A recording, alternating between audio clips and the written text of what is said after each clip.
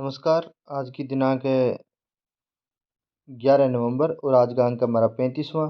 राष्ट्रीय और अंतर्राष्ट्रीय घटनाक्रम पर हम ये जो शाम का अंक है वो लेकर आते हैं। और अगर अभी तक आपने हमारा चैनल सब्सक्राइब नहीं किया, सब्सक्राइब कीजिए, शेयर कीजिए और लोगों को बताइए। फ्री में शानदार कंटेंट आपको यहाँ से मिल रहा है, क्योंकि जनरली माइंड में क्या होता है, फ्री का मतलब होता है कि कंटेंट क्वालिटीदार नहीं है, पर यहाँ ऐसा नहीं है। नेक्स्ट देखिए, सबसे पहले बात करते हैं। अभी एक रिपोर्ट आई है नवीकरणीय ऊर्जा संसाधनों पर। रिपोर्ट जारी करने वाले कितने संस्थान हैं? 3। Energy think tank amber, centre for research on energy and clean air, institute for energy economics and financial analysis. 3 हैं। बस आपको देखना है एनर्जी से जुड़े हुए 3 टैंक। एक तो एम्बर हो गया, ठीक है, और ये स्टडी सेंटर हो गया, और ये इंस्टीट्यूट हो गया जो फाइनेंशियल मामले देखता है, किसके? एनर्जी के। ठीक है। एक तो एनर्जी थिंक टैंक है, एनर्जी के यूज वगैरह के सिर्फ सोच रहा है, ज़्यादा कुछ कर नहीं रहा है। थिंक टैंक है, ये एनर्जी के मामले में रिसर्च कर रहा है, क्लीन एनर्जी के लिए रिसर्च कर रहा है। ये जो है वो फाइनेंशियल मामले देख रहा है, एनर्जी बेस्ड।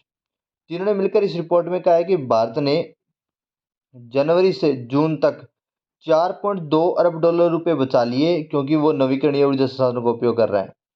सौर ऊर्जा से, अकेले सौर ऊर्जा से उसने कितने रुपए बचा लिए हैं?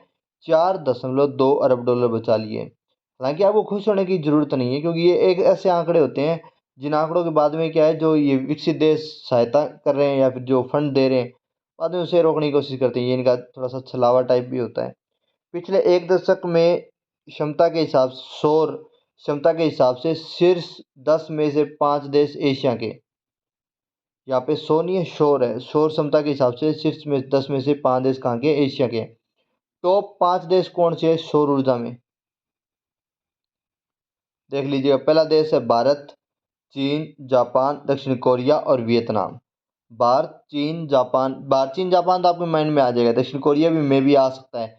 वियतनाम में थोड़ी सी दिक्कत है आपको, ठीक है। तो देखते रहिएगा। दक्षिण कोरिया फिलहाल चर्चा में भी है। उत्तर कोरिया रोजाना धमकियां दे रहा है, जब से कुछ दिन हो गए धमकी नहीं दे रहा, चर्चा में नहीं है। अजीब देश है। भारत में 2020 में 70%, इसे 73 कर लेना, 77 कर लेना भी। 77% हिस्सेदारी ऊर्जा में जीवाश्म की है। जीवाश्म की है, ये जीवाश्म है भी, जीवाश्म की है। और 23% नवीकरणीय स्रोतों की है।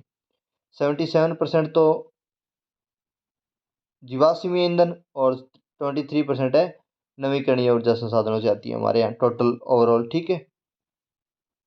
यहाँ नवीकरणीय ऊर्जा स्रोतों का मतलब है जो जीवाश्म आधारित नहीं है, इसमें फिर और भी कई चीजें आ जाती हैं। भारत का लक्ष्य 2050 में 50% नवीकरणीय और 50% जीवाश्म ऊर्जा संसाधन बनाना है। नेक्स्ट देखिए, $21 अरब की बचत के साथ चीन अव्वल रहा है। टॉप कौन रहा है इस लिस्ट में? चीन रहा है। ये बात हमेशा ध्यान रखिएगा, टॉप चीन रहा है, भारत नहीं रहा। G20 14 से 16 नवंबर को बैठक होने वाली है। 3 दिन रहे, काउंटडाउन शुरू है। ये 17वीं बैठक है, 17वीं बैठक है, ठीक है। बाली इंडोनेशिया में आयोजित की जाएगी। बैठक के 3 आयाम तय किए गए हैं। खाद्य और सौर ऊर्जा संकट पर चर्चा होगी, स्वास्थ्य पर चर्चा होगी और डिजिटल ट्रांसफॉर्मेशन पर चर्चा होगी। 3 कॉन्सेप्ट पर, खाद्य पर, स्वास्थ्य पर और डिजिटल ट्रांसफॉर्मेशन पर। लेकिन फिर भी पुतिन साहब नहीं आए। पुतिन साहब ने आने से मना कर दिया है।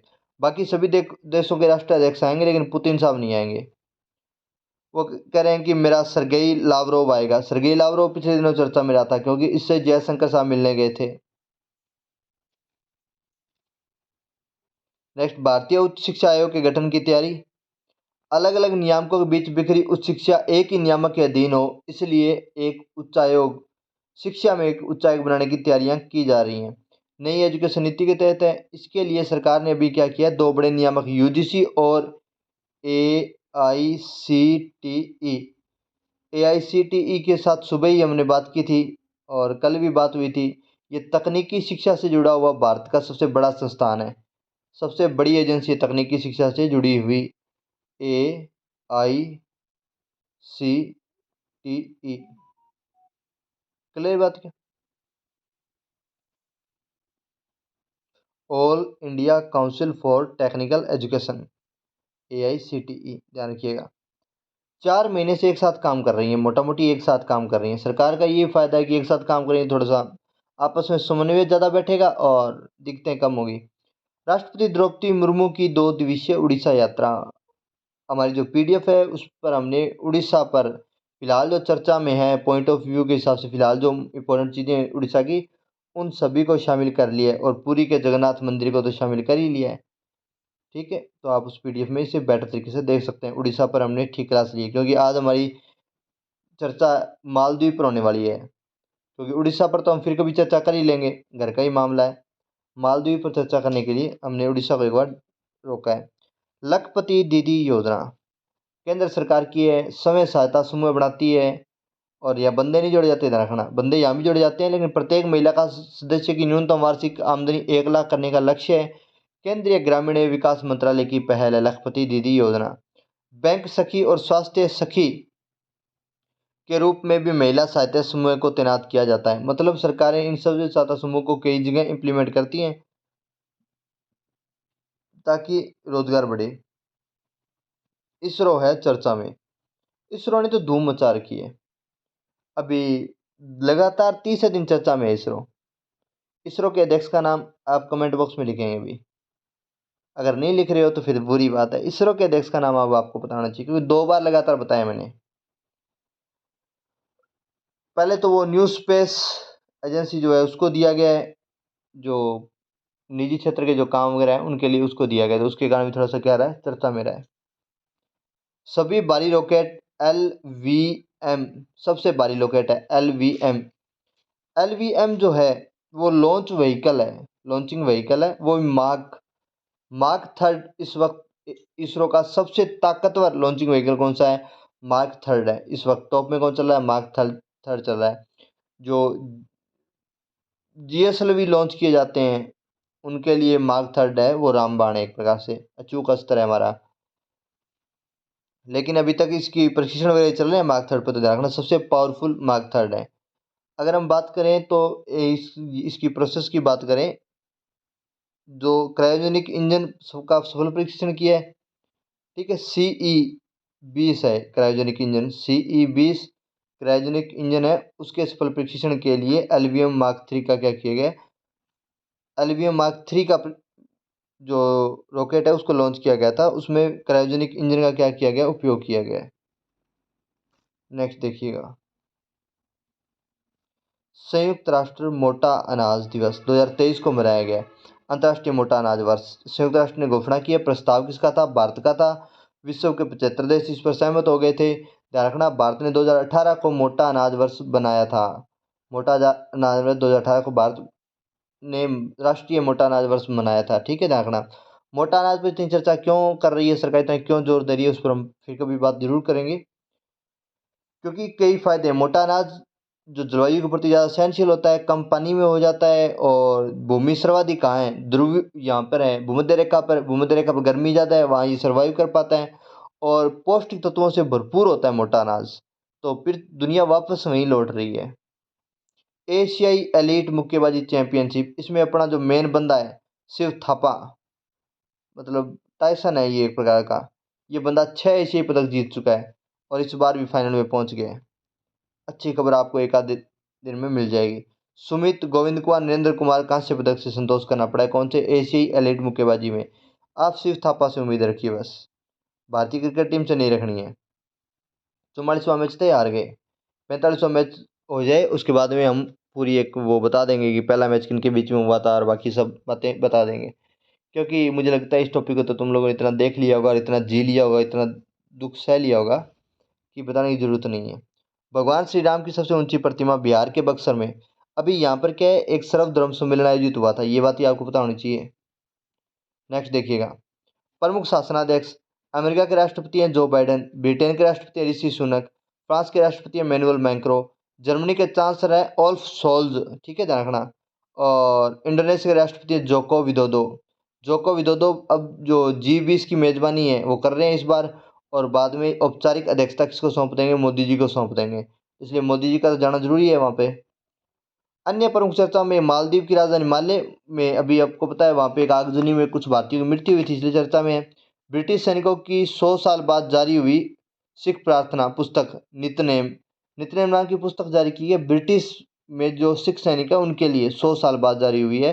क्या नाम रखा गया है? नितनेम नाम रखा गया है। अब वो मतलब ब्रिटिश गवर्नमेंट है, वो एक किताब भेजेगी सिख जो सैनिक है उनके लिए भी स्पेशल, ताकि वो भी अपनी प्रार्थना वगैरह कर पाएँ।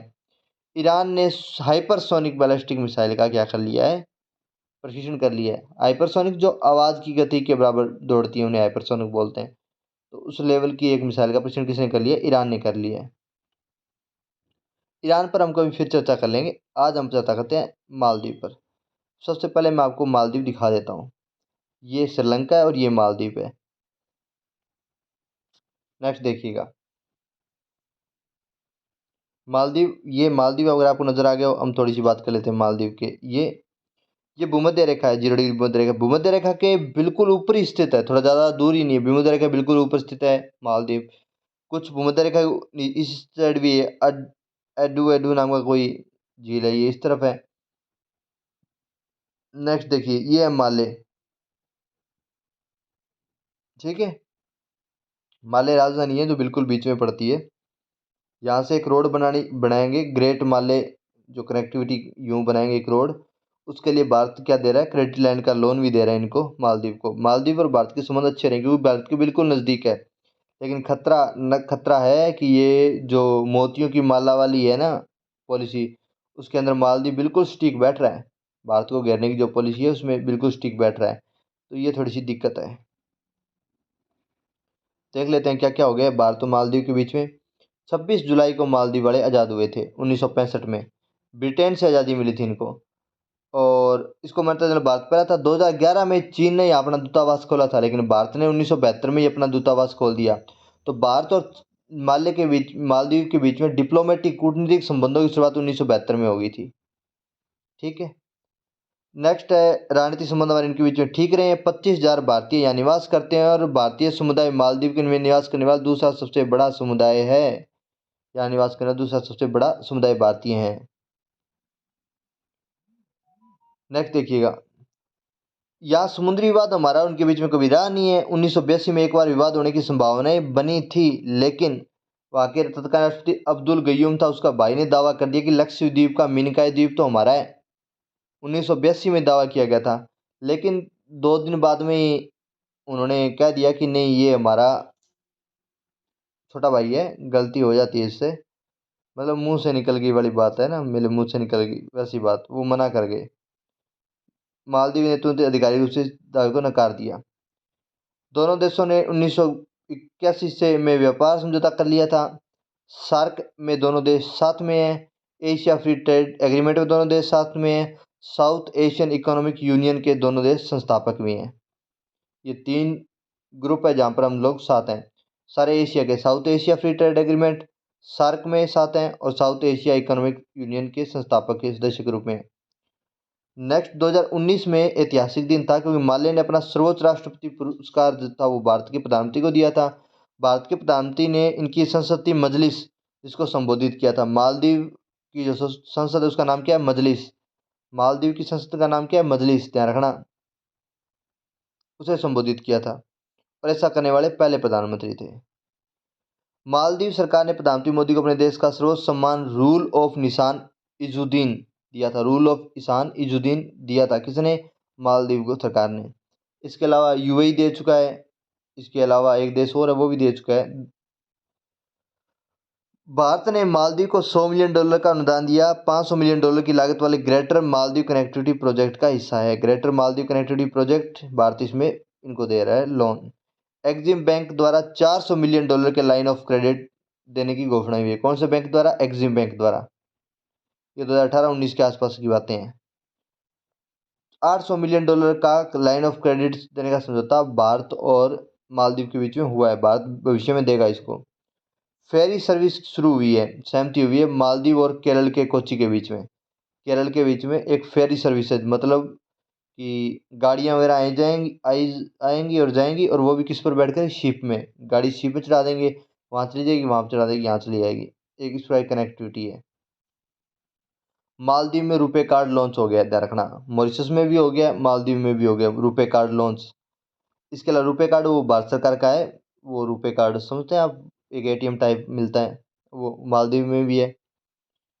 मालदीव ने एक प्रस्ताव पारित कर नवंबर 2018 में माल भारत ने एक प्रस्ताव पारित कर नवंबर को इंडियन ओशन रिम एसोसिएशन का 22वां सदस्य बनाया था। भारत ने प्रस्ताव दिया था और मालदीव को बनाया गया था। 1987 में ऑपरेशन कैक्टस चलाया था, क्योंकि यहाँ पे एक तख्ता पलट हो गया था। कहाँ पर? मॉरिशस में। और उस मॉरिशस में जो तख्ता पलट हुआ था, उसी तख्ता पलट में फिर भारत सरकार ने अपनी सेना भेजी थी मॉरिशस, ताकि उस तख्ता पलट को रोका जा सके। ठीक है। और तत्कालीन जो उनका राष्ट्रपति, उनका नाम था मोमुन अब्दुल गयूम के नज़दीक कोई नाम था, इसमें नाम होगा, मे भी अभी देख लेते हैं। गयूम था लास्ट में, मोमुन अब्दुल गयूम। अब्दुल गयूम, मोमुन अब्दुल गयूम नाम था उस वक्त। बाद में उन्होंने खराब भी किया हमें, हालांकि ये भी है, क्योंकि बाद में उन्होंने चाइना के साथ समझौते कर लिए थे भारत के विरुद्ध। ठीक है। लेकिन उस टाइम हमने उनकी हेल्प की थी, और हमारी आर्मी थी वो गई थी मालदीव में, और उस टाइम तख्ता पलट में उनको बचाया था। ऑपरेशन कैक्टस वैसे वेरी वेरी मोस्ट इम्पोर्टेंट में ध्यान रखना, ऑपरेशन कैक्टस है, क्योंकि भारतीय जो आर्मी थी वो वहाँ गई थी ऑपरेशन करने के लिए। ठीक है, ये बड़ी बात है। और 1987 में हमारे प्रधानमंत्री थे राजीव गांधी जी। प्रधानमंत्री कौन थे उस टाइम? राजीव गांधी जी थे। ठीक है। नेक्स्ट देखिएगा, चीन के साथ मालदीव मुक्त व्यापार समझौता भी हो चुका है, और ये देखो गड़बड़ हुई बैठी है ना। चीन के साथ मालदीव का मुक्त व्यापार समझौता है, और यही समझौता है जिस पर हमें थोड़ा डर है। एफटीए कर रहा है उनके साथ। पहली दिक्कत तो कुछ दिक्कतें भी तो है ना मालदीव के साथ, तो ये दिक्कत है मालदीव के साथ हमारी। नेक्स्ट बात कर लेते हैं इंडोनेशिया के मैप की। इंडोनेशिया की राजधानी जकार्ता और माउंट सैमुरे, ये यहाँ पर एक ज्वालामुखी है।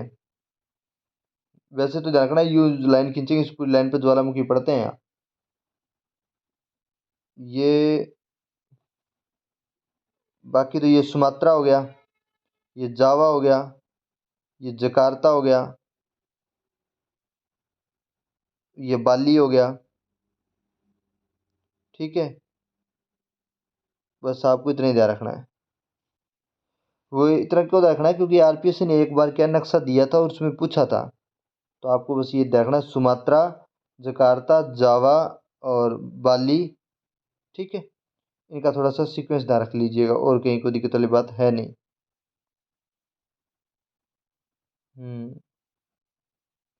इधर मलेशिया वगैरह बाकी तो कहीं कोई ध्यान देने वाली बात नहीं है। चलिए यहाँ थोड़ा सा और देख लेते हैं। सुमात्रा, जावा, बाली, ठीक है, और ये बोर्निया। बोर्निया भी ध्यान रखना, ये इन्हीं का पार्ट है। पालू, और ये भूमध्य रेखा होगी। भूमध्य रेखा बिल्कुल बीचों बीच गुजरती है, इसके ध्यान रखना। भूमध्य रेखा है वो बिल्कुल बीचों बीच इसके गुजर रही है। ठीक है। बोर्निया ध्यान रखना, ये दूर ही पड़ता है, और सबसे वो पूछा गया है भी सबसे नज़दीक कौन सा है, तो ये सुमात्रा ही सबसे नज़दीक में आएगा हमारे तो। फिर जकार्ता इधर रह गया, जावा जकार्ता। बाली इधर दूर रह गया, बाली भी पूछा जा चुका है कई बार। ये बोर्नियो, बाकी तो कहीं कोई दिक्कत वाली बात है नहीं। ठीक है। नेक्स्ट देखिएगा, और इसी के साथ हमारा जो आज का कॉन्सेप्ट है वो तो होता है पूरा। धन्यवाद। जय हिंद, जय भारत। पीडीएफ आपको मिल जाएगी। चैनल को शेयर कर दीजिए, सब्सक्राइब कर दीजिए। जय हिंद, जय भारत।